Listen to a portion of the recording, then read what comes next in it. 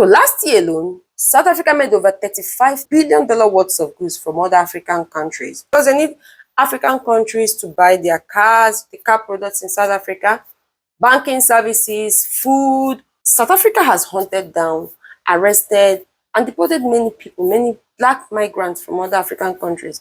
But South Africa products are majorly bought by Africans, especially African countries that are nearby, even though it goes far away to places like West Africa in Nigeria. So these are some of the numbers they don't want you to see. What African countries has contributed in the economy or the growth of South African economy.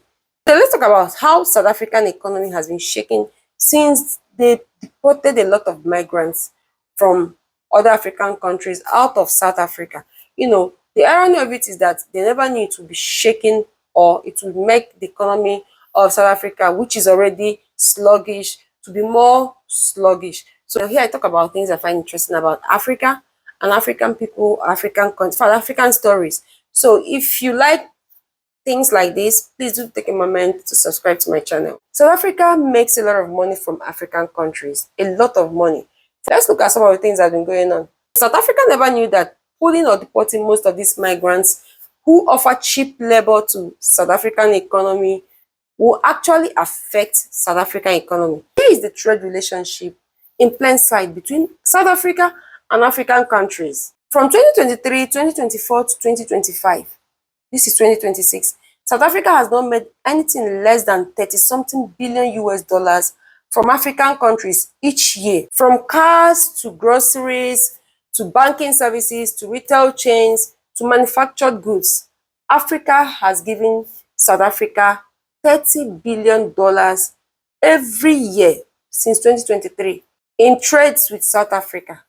Imagine the businesses South Africa has built across Africa, from ShopRite to Pick and Pay to Nedbank to MTN and even Standard Bank. These are big business empires, South African owned, that have been built across the continent of Africa. African people who are the major consumers of their products, like they invaded their economy or they invaded their country.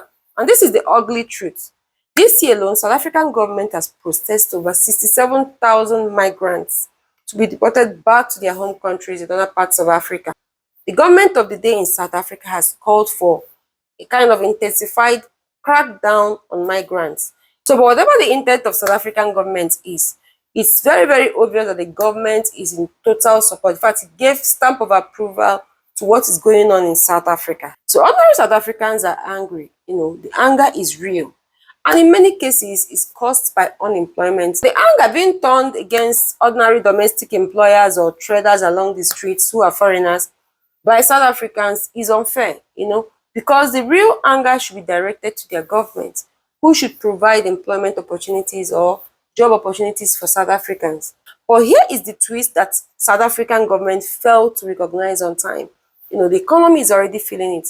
The gaps left by the migrants that are fleeing or arrested or moving back home is already being felt in South Africa or in all the sectors of the economy of South Africa.